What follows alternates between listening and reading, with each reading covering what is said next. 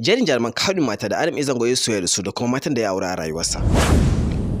A ta farko ita ce Nafisa Abdullahi. Adam A Zango ya soyayya mai zurfi tsakaninsa da Nafisa Abdullahi. Sannan kuma a ta biyu muna da Fati Washa. Adam A Zango ya soyayya tsakaninsa da Fati Washa, daga ƙarshe dai su ma sun rabu.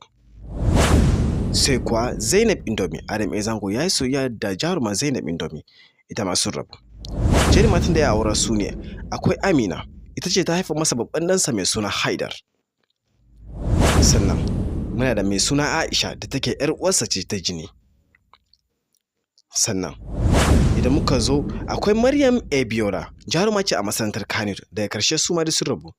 Sai kuma Adam A Zango ya garzo kasar Kamaru har Gaundare ya je auro wata mai suna Ummul Kulsum, ta haifa masa ɗiya sun rabu.